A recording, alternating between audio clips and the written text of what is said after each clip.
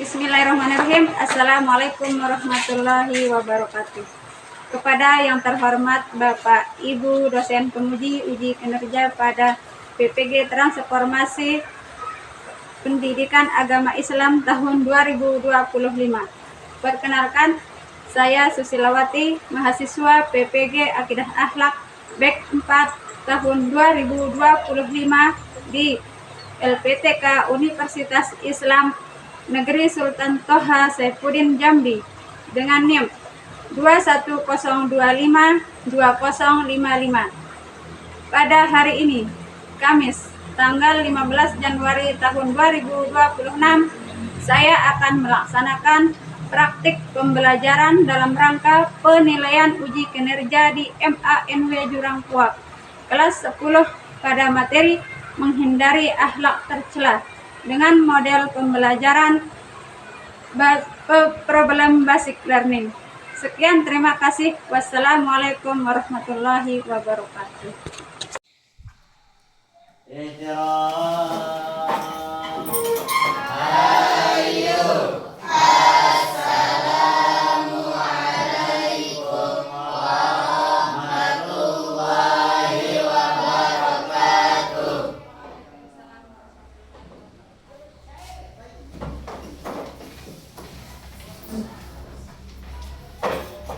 Selamat pagi anak-anak. Pagi Bu Guru.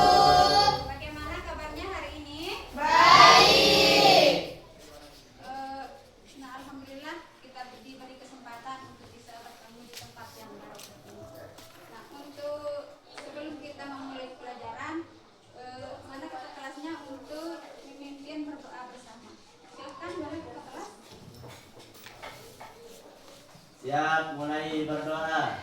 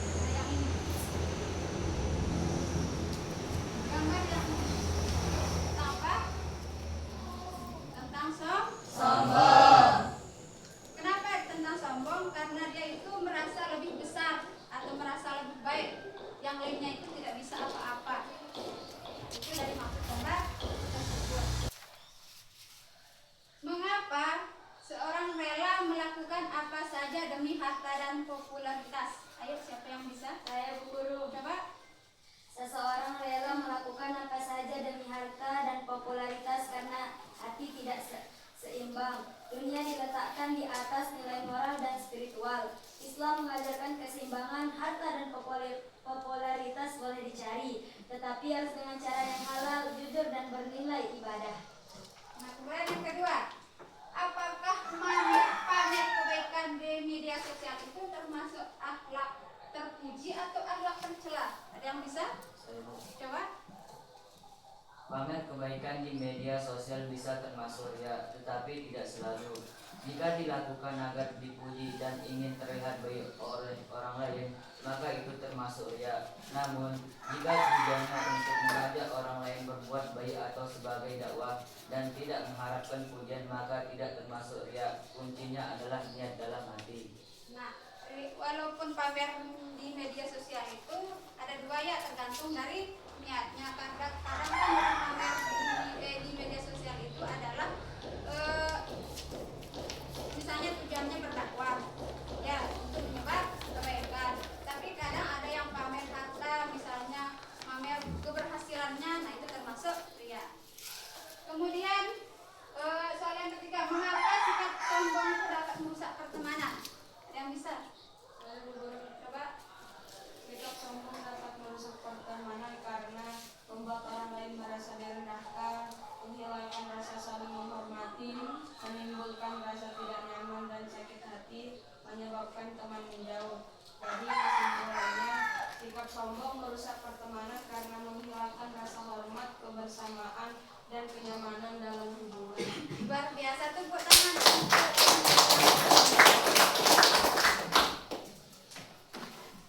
Kita ketahui bahwa akhlak tercela itu adalah perilaku buruk yang bertentangan dengan ajaran Yesus, yang dapat merusak diri sendiri maupun orang lain. Nah, kemudian di sini kita bahas tentang hubud dunia. Hubud dunia itu secara bahasa artinya mencintai dunia. Sedangkan menurut istilah adalah cinta berlebihan terhadap dunia sehingga melalaikan akhirat. Nah, pertanyaan Ibu Guru di sini, apakah hubud dunia itu harus dicari atau tidak? Tidak. Kenapa? Karena bisa membuat dosa. Kan ibaratnya kita di dunia ini adalah kita bersinggah ya atau beristirahat. Nah, sedangkan tujuan akhir kita itu adalah akhir. Contohnya misalnya kita pergi liburan, ya kita pergi liburan, otomatis kan kita memiliki dana atau modal ya untuk hidup di misalnya di mana, di Amerika misalnya. Nah, ketika kita transit di bandara, otomatis kan kita tidak mungkin untuk menghabiskan modal yang kita gunakan. Karena kalau kita habiskan otomatis tidak ada modal kita di tempat tujuan kita lain. Nah, meskipun kita di dunia ini boleh kita mencintai dunia dengan syarat tidak melalaikan akhirat. Bisa dipahami? Bisa.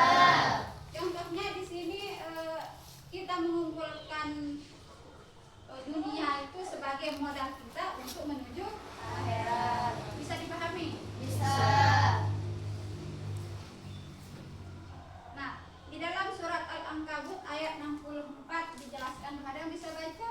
Ada yang bisa ketik guru? Coba. Bismillahirrahmanirrahim. Wa ma hadhil hayatud dunya illa lahu wa la'ibun wa innad daral akhiratal hayawan law kanu ya'lamun. Di sini surat Al-Ankabut ayat 60 ini menjelaskan tentang bagaimana kehidupan kita di dunia. Nah, artinya kehidupan dunia ini tidak hanyalah senda gurau atau permainan. Sesungguhnya negeri akhirat. Itulah kehidupan yang sebenarnya seandainya mereka mengetahui.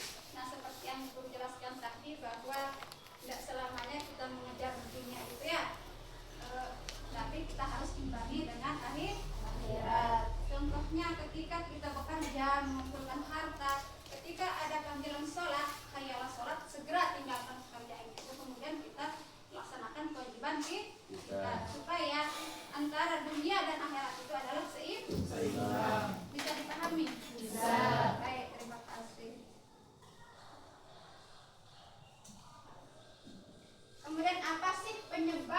dunia. Nah, yang pertama, kecintaan terhadap harta dan kekayaan.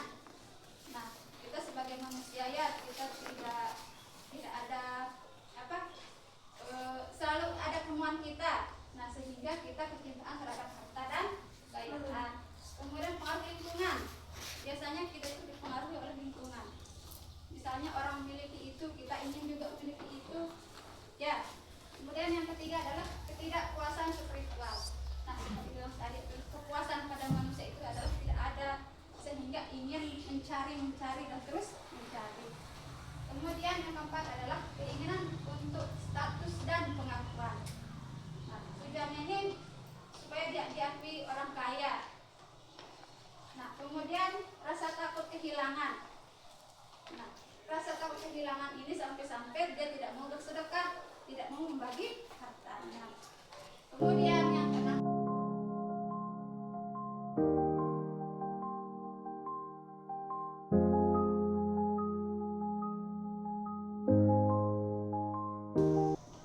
baiklah, ada tugas ini tentang studi kasus. Nah, silahkan kita berkelompok ya. Silahkan kalian bagi kelompoknya menjadi 3. Ayo.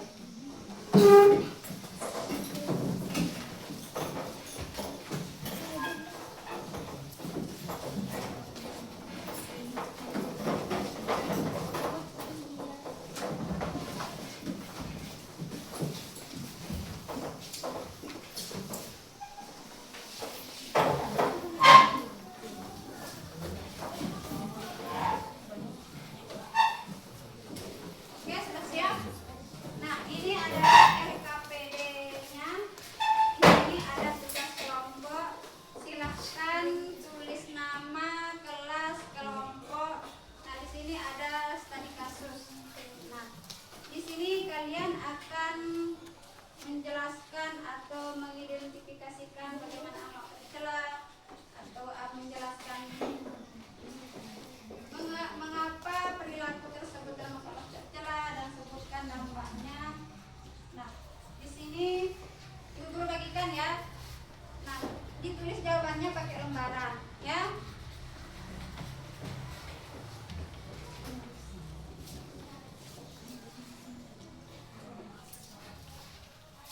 Silakan dikerjakan selama 15 menit ya. Nanti kalau sudah selesai silakan maju untuk mempresentasikan hasil diskusi.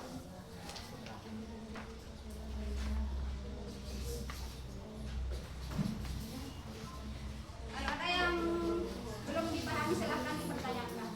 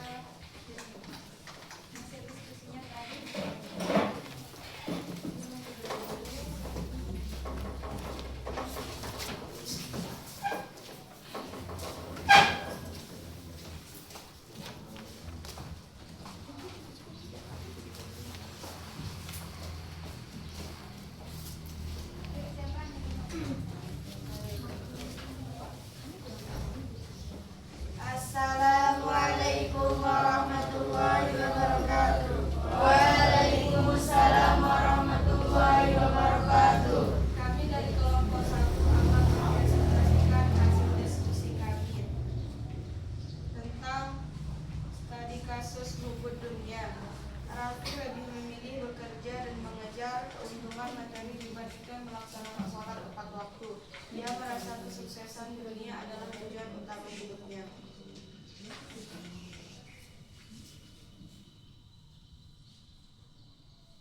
Pertanyaan pertama, identifikasilah jenis akhlak tercela pada setiap kasus. Jenis akhlak tercela yaitu subur dunia. Jelaskan alasan mengapa perilaku tersebut termasuk akhlak tercela. Karena lebih mencintai dunia hingga melewatkan kewajiban kepada Allah. Sebutkan dampak negatif dari perilaku tersebut bagi diri sendiri dan orang lain. Lalai ibadah, kehidupan tidak seimbang, menurunnya keimanan. Tuliskan dalil Al-Quran atau hadis yang berkaitan. Dalil yang berkait dengan rukun dunia yang artinya dan kehidupan dunia ini tidak lain hanyalah kesenangan yang memperdayakan, dan sesungguhnya negeri akhirat itulah kehidupan yang sebenarnya, sekiranya mereka mengetahui. Berikan solusi Islami agar perilaku tersebut dapat dihindari. Solusi mengetahui, mengutamakan ibadah, mengimbangkan dunia dan akhirat, mengingat bahwa dunia bersifat sementara. Jadi kesimpulannya, akhlak tercela harus dihindari karena merusak diri dan lingkungan. Seorang muslim hendaknya mengutamakan akhirat, beramal dengan ikhlas dan bersikap rendah hati. Jadi itu dari kesimpulan dari kasus kami dunia. Sekian, assalamualaikum warahmatullahi wabarakatuh. Waalaikumsalam warahmatullahi wabarakatuh.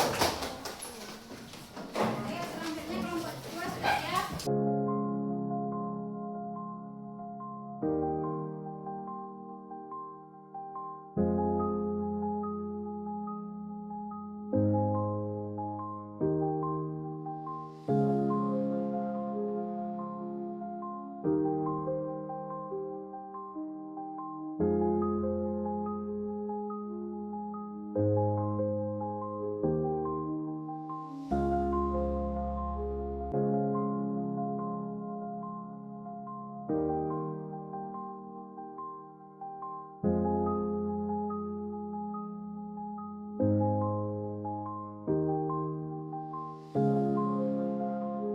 Nah, dari materi kita yang tadi, coba ibu guru tanya dulu. Sebelum kalian mengetahui atau sebelum kita mempelajari materi ini, biasanya sikap apa yang kalian sering lakukan?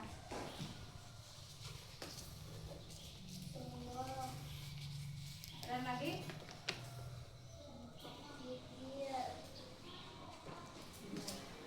Yang lain? Iya.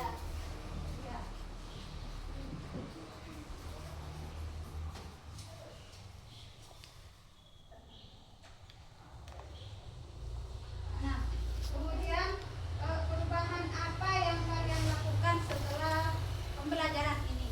Ada yang bisa menjawab? Coba. Saya akan mengurangi kebiasaan menyembuhkan diri dan belajar lebih rendah hati kepada teman. Ada lagi? Saya Coba.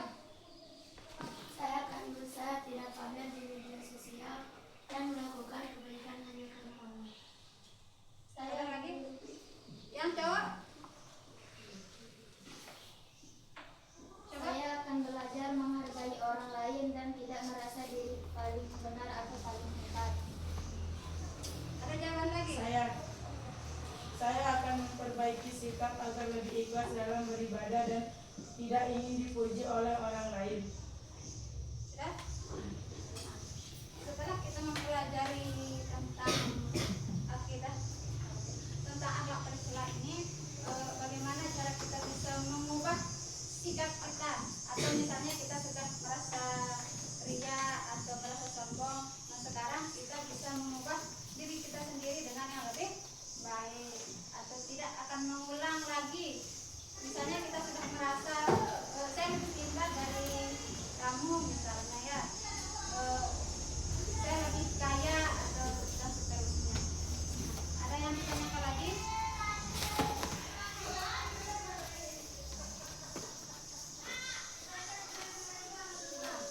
Capaian yang bisa kita dapatkan pada hari ini adalah sangat luar biasa. Nah, dimana kalian itu sangat antusias atau sangat aktif dalam mempresentasikan hasil kalian. Nah, yang perlu ditingkatkan itu adalah lebih banyak membaca tentang akhlak tercela, bagaimana cara menghindarinya supaya kita tidak merasa atau merasa sombong atau merasa riak atau merasa selalu selalu diri paling benar.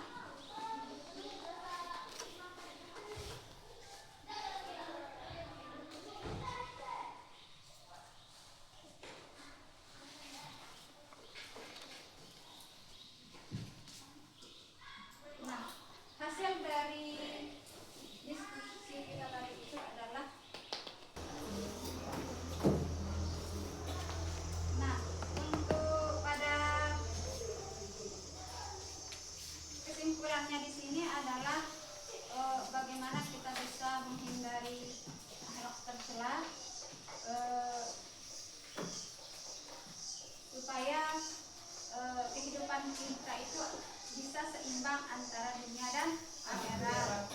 Karena kan pada sesungguhnya kebahagiaan itu kebahagiaan sesungguhnya itu nanti ada di hari akhir. Karena di sini kita sebagai manusia itu adalah istilahnya kita numpang ya, kehidupan sesungguhnya itu adalah kehidupan akhirat. Bagaimana perasaan kalian setelah mempelajari tentang menghindari akhlak tercela? Ada yang bisa? Senang. Ayo katakan satu-satu. Senang. Lagi? Bahagia.